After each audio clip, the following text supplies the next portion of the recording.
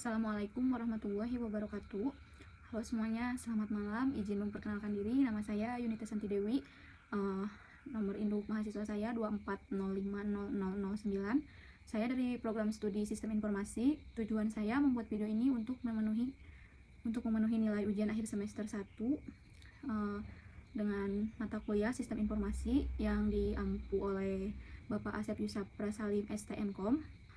Tujuan saya membuat video ini untuk menjelaskan tentang sistem pendaftaran dan pengelolaan sampah, baik secara manual maupun sistem terkomputerisasi. Dalam video ini juga saya akan menjelaskan bahwa perbedaan di setiap dua sistem tersebut dengan tambahan alat visual seperti flow map manual, flow map terkomputerisasi, juga dalam bentuk diagram konteks serta data flow diagram level 0 atau bisa juga disebut dengan DFD level 0. Pertama-tama saya di sini akan menjelaskan atau mengidentifikasi sistem pendaftaran dan pengelolaan sampah yang secara manual dulu ya. Yang pertama, nama sistemnya masih sistem pendaftaran dan pengelolaan sampah. Pada sistem manual ini terdapat beberapa poin. Yang pertama, pendaftaran warga dilakukan secara offline. Itu memungkinkan kehilangan data ataupun human error. Yang kedua, pembayaran iuran dilakukan secara manual dengan cara mencatat buku di dalam buku seperti buku harian seperti itu. Nah, itu tuh bisa menyebabkan kehilangan data, juga bisa termasuk penyalahgunaan keuangan. Poin yang ketiga, jadwal pengecekannya itu tidak teratur. Terus karena itu manual, jadi si warga tidak mengetahui jadwal yang pasti, sehingga terjadilah penumpukan sampah di suatu tempat. Itu akan menjadi pencemaran lingkungan. Kemudian untuk poin yang terakhir, warga tidak dapat melakukan keluhan ataupun kritik dan saran terhadap kejadian dari poin ketiga tadi ya, yang petugas tidak melakukan pengangkutan sampah sesuai jadwal, sehingga itu sangat merugikan warga. Adapun ide saya untuk mengembangkannya dengan menyebutnya si PPS atau bisa juga Sistem Informasi Pendaftaran dan Pengelolaan Sampah secara terkomputerisasi.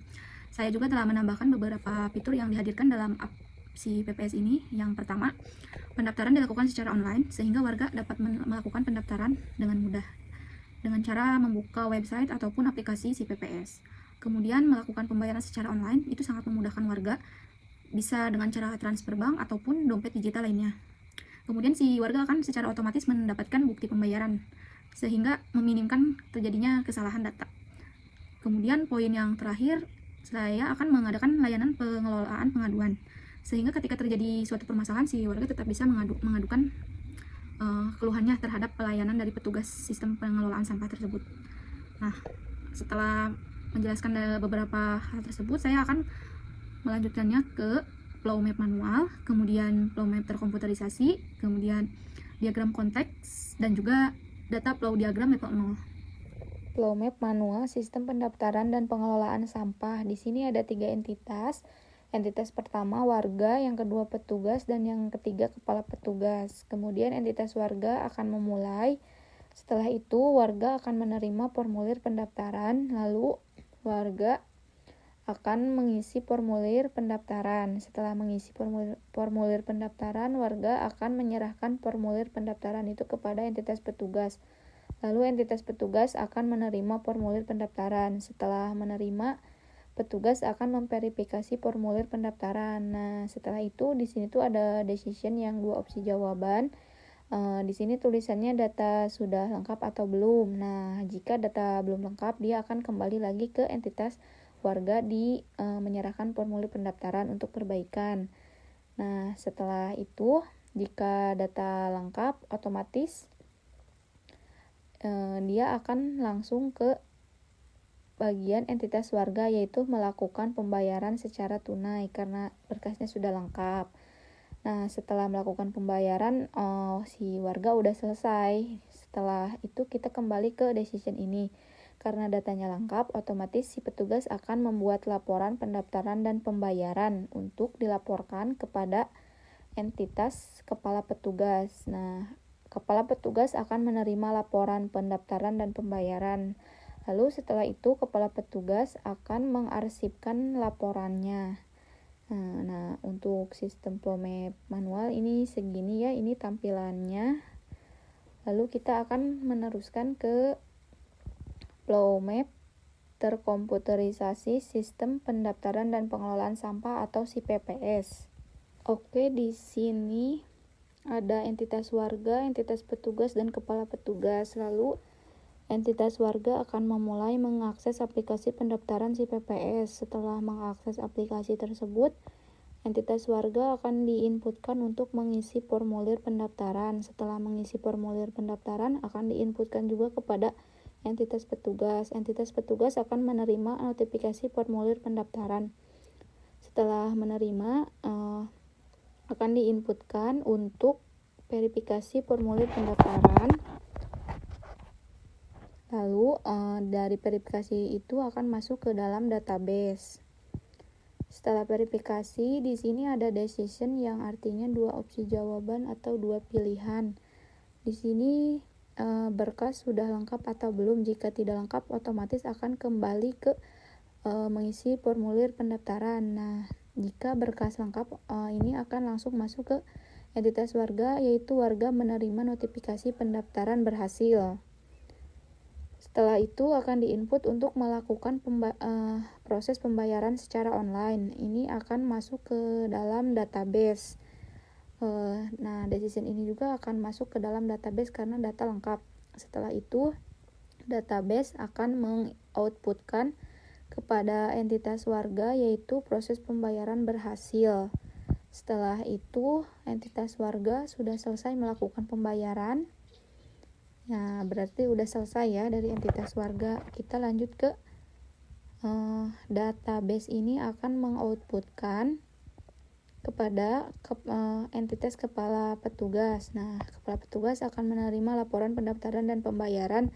Setelah itu akan menganalisis data pendaftaran dan pembayaran untuk laporan bulanan. Jadi setelah itu akan diarsip oleh kepala petugas. Nah, ini untuk tampilan flow map yang sudah terkomputerisasinya. Kemudian selanjutnya di sini ada diagram konteks sistem pendaftaran dan pengelolaan sampah atau si PPS.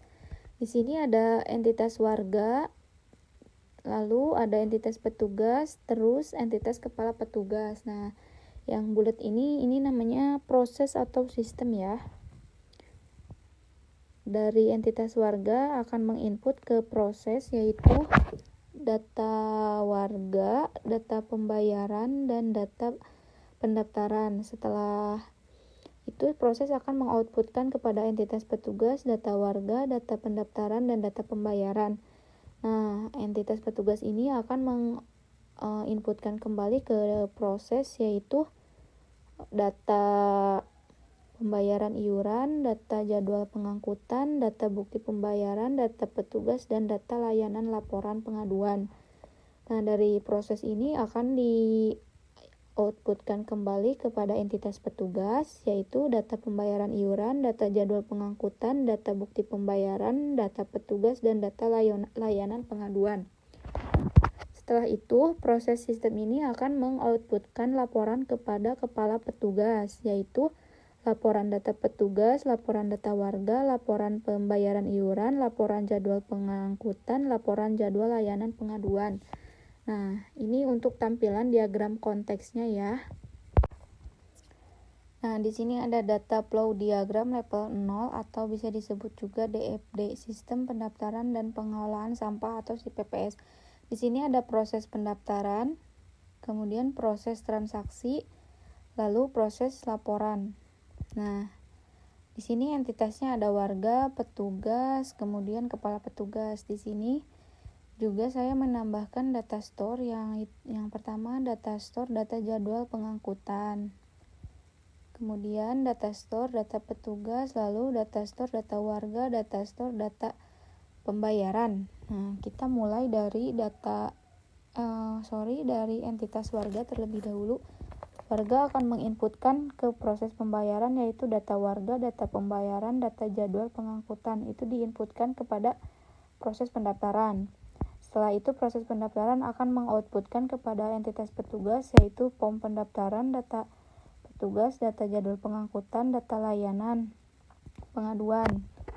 Nah, setelah itu petugas akan menginputkan kepada proses pendaftaran yang sama ya, itu form pendaftaran, data petugas, data jadwal pengangkutan, data layanan pengangkutan. Setelah itu, proses pendaftaran akan mengoutputkan kembali ke entitas warga, yaitu data jadwal pengangkutan dan data pembayaran. Lalu, warga akan menginputkan ke proses transaksi, yaitu data pembayaran. Kemudian, proses transaksi akan mengoutputkan ke entitas warga bukti pembayaran. Di sini juga proses akan menginputkan kepada data store data warga, yaitu record data warga. Si data store juga akan mengoutputkan record data warga ini kepada proses pendaftaran. Setelah itu, proses pendaftaran ini akan mengoutputkan ke data store data jadwal pengangkutan, yaitu record jadwal pengangkutan. Nah, data store data pengangkutan juga akan mengoutputkan ke proses, yaitu record jadwal pengangkutan. Lalu setelah itu petugas akan menginputkan bukti pembayaran, kemudian proses transaksi akan mengoutputkan data warga data pembayaran kepada petugas. Nah, setelah itu kita lanjut ke proses pendaftaran. Proses pendaftaran akan mengoutputkan ke data store data petugas, yaitu record data petugas, kemudian akan menginputkan kembali ke proses. Nah, setelah itu data store data jadwal pengangkutan akan menginputkan ke proses laporan, yaitu record jadwal pengangkutan. Nah, setelah itu kita ke data store data petugas, dia akan menginputkan ke proses laporan, yaitu record data petugas.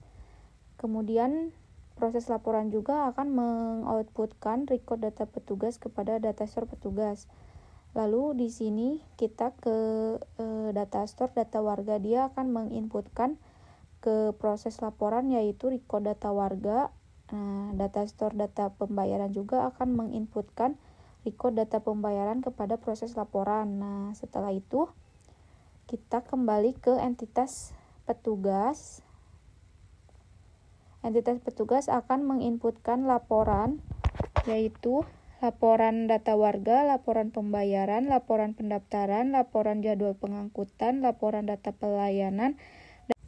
Proses laporan ini akan menginputkan ke dalam entitas kepala petugas, yaitu laporan data warga, laporan data pendaftaran, laporan pembayaran, laporan jadwal pengangkutan, laporan data petugas, dan laporan pengaduan layanan. Nah, ini untuk tampilan dari DFD ya. Ini si prosesnya itu posisinya bisa di mana aja ya, nggak harus seperti ini. Mungkin cukup sekian penjelasan mengenai sistem informasi pendaftaran dan pengelolaan sampah atau si PPS ini yang secara manual dan terkomputerisasi. Semoga penjelasan ini bisa memberikan gambaran yang jelas dan dapat mengimplementasikan kedua sistem tersebut menjadi sistem terkomputerisasi yang bisa meningkatkan efisien terhadap pengelolaan sampah di masyarakat tersebut. Semoga bisa lebih baik lagi. Terima kasih sudah menonton videonya. Mohon maaf apabila ada salah kata ataupun kesalahan lainnya, karena di sini saya juga masih belajar ya. Terima kasih buat semuanya. Wassalamualaikum warahmatullahi wabarakatuh.